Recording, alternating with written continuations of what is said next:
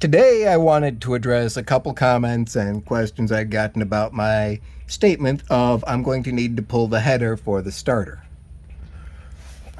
First of all, this is how much clearance I have between the starter and the oil filter.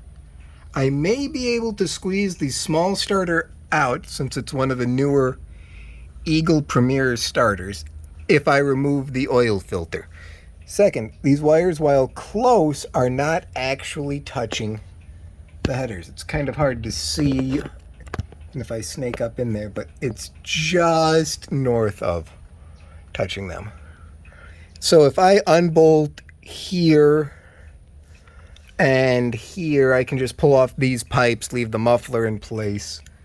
And these headers have virtually no miles since I installed it, since all that this car has done is idle.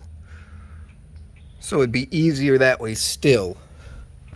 You can see the amount of clearance is minimal. I can't get a pair of jumper cables on it well enough to test the starter itself in place. If I could, I would verify, but seeing as the battery here is the same one I use in this car, I can throw it in here, and if I can start this one over with a North Star V8, it should have enough to turn over the dang DeLorean.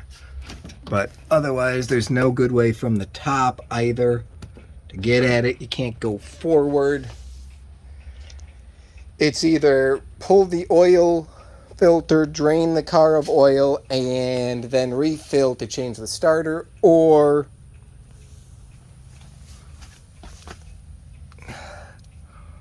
remove the header. And from the looks of it, I'm thinking removing the header is going to be the easier solution, because otherwise I've got nice cleaned, I don't know how well it shows in the video, contact surfaces and plenty of power. It just dips and you smell electrical as the battery gets hot. So it's shorting to ground somewhere when the starter circuit is engaged. And from the looks of the leads running to the alternator down here, I don't see this as the problem, which leads me to believe it's either the solenoid or the starter itself is locked up internally. There's also the extremely low chance that the engine itself could be locked up, and since I don't have it on the ground, I can't just put it in gear and push to verify.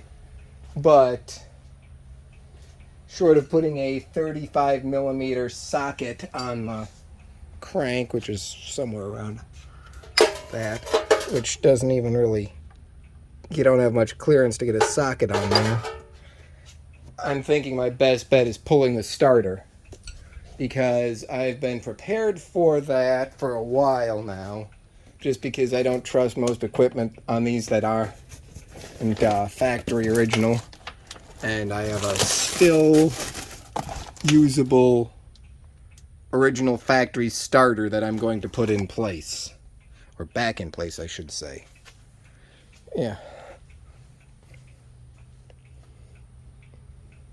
But no, 6 in one, half dozen in the other. Either pull and completely drain the oil or remove the header. I honestly cannot see this going but one of two ways.